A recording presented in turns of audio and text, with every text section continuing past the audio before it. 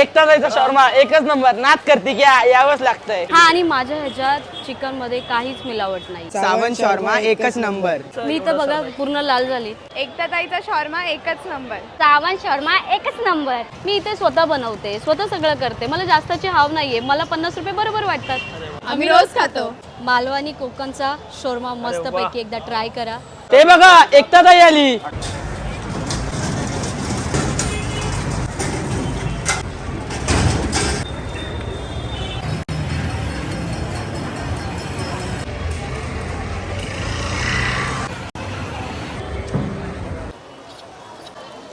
ओ दादा, आमच्याकडे पण या शॉर्मा खायला. शॉर्मा हा चिकन शॉर्मा का येस. इथे काय लिहिलंय सावन शॉर्मा हा सावन शॉर्मा. असं आपल्या ब्रँडचं नाव आहे. येस. अरे वा ताई आपलं नाव काय? माझं नाव एकटा सावंत. अरे वा आणि तुम्ही कधी सुरू केलंय शॉर्मा?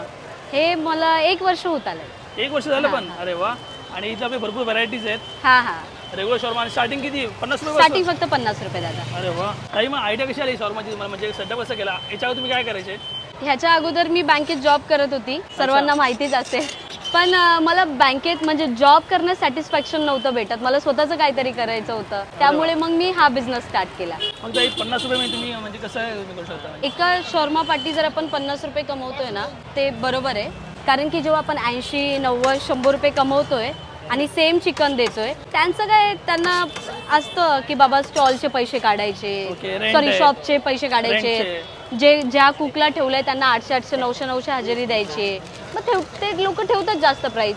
मी इथे स्वतः बनवते, स्वतः सगळं करते. मला जास्ताची हाव नाहीये. मला 50 रुपये बरोबर वाटतात. अरे वा एकटा ताई हां सर्व ठीक आहे. पब्लिक पण एवढी जमा आहे. रिस्पॉन्स पण चांगला आहे.